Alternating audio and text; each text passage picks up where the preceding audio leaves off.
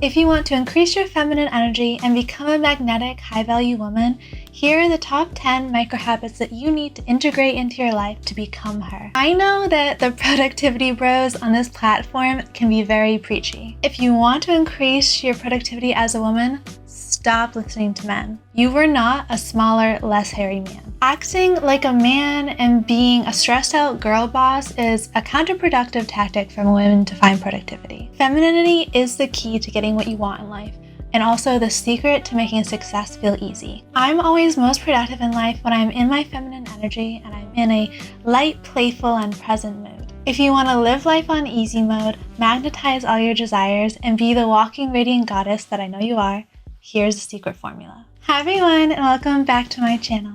If you're new here, my name is Emily, and for my day job, I work as a civil engineer. After hours, I like to bring you my favorite personal development advice to help you grow into the ideal version of yourself and engineer your dreams. So grab your tea, tuck in, and let's get started. Step number 1, slow down. I have never seen a highly feminine goddess power walking into yoga class. It's the most ridiculous thing I have ever heard. I know that the culture here in America specifically is go, go, go, workaholic happy, but every time I get in the mode of do, I push myself into fight or flight mode, and I'm so stressed all the time. I'm in control of my life. I don't need to be running around doing 50 chores on the weekend, and I don't need to be rushing to appointments that are supposed to be fun for me. So whenever I want to feel more in my feminine energy, feel more relaxed, happy, and present, I physically slow down my body. If you're constantly rushing to and from things, you're not taking in the world around you. And that hustle, go, go, go mentality is actually training your body to feel comfortable in fight or flight. You don't need to race through life. One of the most important things that I've come to realize as I've learned more about feminine energy is that enjoying the process helped me not only enjoy life and feel happier, but also feel more at ease and relaxed in my body. If I physically slow my body down to enjoy what's happening right now, instead of thinking about what I have to go do in 10 minutes, it helps you feel more relaxed, happy, and then the world around me kind of reciprocates and responds to my more relaxed mood. I know my job can be kind of stressful sometimes, but most of the stress I cause myself is actually in my own brain and hustling to kind of get things done. If I can take control of my physiology at least and slow myself down physically, it helps my brain catch up to the fact that I'm not actually running from a tiger. I don't actually need to be in fight or flight, and I can take things one at a time at my own pace, relax, and be in ease. The next point I have for you guys is to honor your natural cycles. Again, you are not a smaller, less hairy man. Please stop acting like one. It is just going to stress you out, hurt your body, and your hormonal system. Now, I will do a whole video on cycle syncing, but as you know, women function on a 28-day hormonal cycle and men function on a 24-hour hormonal cycle. A lot of our world is structured to function on the 24-hour hormonal cycle, but if you want to be more in your feminine energy, you really have to work with the natural ebb and flow of your body. I know for me, there are times in the month when I'm extremely productive, I'm extremely creative, and there are other times when all I need to do is rest in bed. And kind of acknowledging that, accepting the fact that that's the existence of my body, helps me to actually be more my feminine energy, more in the ease and flow of life. So if you want to be more in your feminine energy, honor your body's natural cycle and work with it instead of against it. The next tip that I have for you guys, if you want to be more in your feminine energy, is to be receptive to the universe, to God, to men, to the weather, literally everything.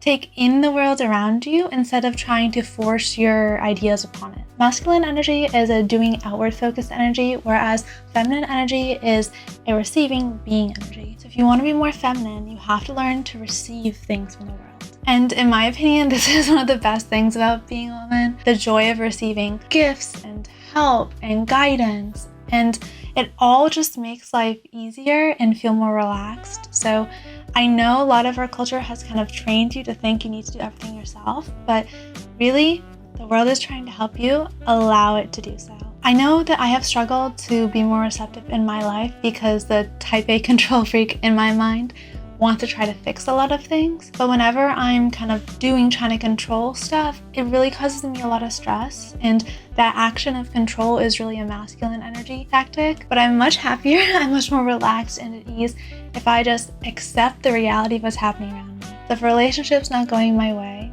instead of fighting it, just accept that that's the reality. If a job's not going my way, instead of fighting it, just accept that reality. If it's raining outside and I wanted to wear my hair down, but instead I need to use an umbrella, accept that that's reality. And if I really need help and someone is offering to help me, I just accept their help instead of proving to them that I need to do everything myself. So if you want to be more in your feminine energy and be more receptive, listen more than you talk, receive more than you give, and be more than you do. Okay, the next tip I have for you guys, if you want to be more in your feminine energy, is to nurture your inner child. There's always a small childlike part of us inside everyone, even if you're a big adult. But that small childlike self is, I think, the ultimate form of your feminine energy. She's the kind, playful, present, fragile part of you that needs to be taken care of and needs to be looked after. If you focus on doing things that will make the small child inside of you happier, more relaxed, ease, and feel more playful, you'll naturally be in your feminine energy. And one of the ways you can do that is to engage in hobbies that you loved as a child. Another way you can do that is to learn how to make yourself feel safe and relaxed and taken care of. And you can also do that just by engaging your curiosity muscle in the world. One of the things that makes children so playful and relaxed and in the moment is that they have this ultimate curiosity about the world, and they're just so excited to learn and grow.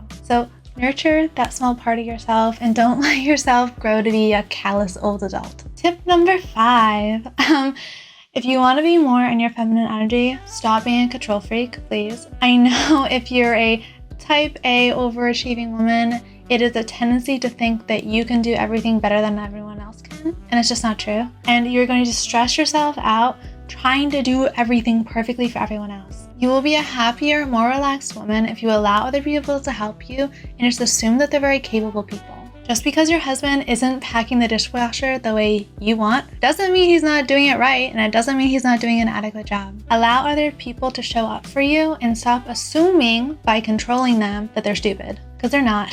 Your ego is just getting in the way of you actually being taken care of. My next tip, if you want to be more feminine, is to single task. Do one thing at a time and stop pretending like you're a good multitasker. In reality, you're just a competent task switcher. The key to being more in my feminine energy is to be present and relaxed and playful. And if I'm just focusing on one thing, it's really easy to kind of get into my body, relax, and just focus on that thing in the moment. But if I'm trying to do 10 things at once, my brain and my energy get really scattered. So allow yourself to relax. You'll actually be more productive if you do one thing at a time instead of like splitting your energy and your focus everywhere. So not only does single tasking make me feel more relaxed, but it also makes me more productive, even though people assume it's more productive to multitask. So do one thing at a time, don't stress yourself out. You'll get to the second thing after you finish the first one. The next step I have for you guys to be more in your feminine energy is to nurture your mind, body, and soul. And women naturally put that nurturing energy onto other people, but we're the ones who need it most. And the happiest people I know are also the most selfish people I know, because they take care of themselves before they take care of everyone else. I know this is hard if you've become a people pleaser or if you've been overextending yourself for a while to take care of others, but you'll be in a better position to take care of everyone else if your own cup is filled up first. If you want to be more feminine, nurture yourself first, because then you can give more to your community, your friends, and your family. The next suggestion I have for you if you want to be more feminine is to pour into your creative hobbies. This, making videos for you guys, is my creative hobby, and I have a lot of others, but that creative spirit feels so juicy and wonderful to me, and I always feel so happy when I'm creating things and making things beautiful. I know I'm not alone in this. All the women in my life have some kind of fun, creative, pretty hobby, and I think that's probably calligraphy for me, the more typical crafting activity. But the birthing process, the creation process, the giving new life to things is immensely feminine. So if you've been neglecting your creative, fun hobbies, do that. It's not a waste of time to pour energy into things that make you happy. It is probably the best use of your time, actually. Oh, the next tip I have for you guys is kind of juicy. One of the biggest things that helps me to be more in my feminine energy is to stop trying to solve other people's problems. I have enough stuff to deal with. I don't need to be solving everyone else's problems. I care a lot about building the best life I can for myself, for my family, and my friends. And I can't do that if I'm off solving all my friends' problems and neglecting my own life. So if you want to be more feminine, put that focus on yourself instead of overextending yourself for everyone else. When someone comes ranting to you for a problem, I know,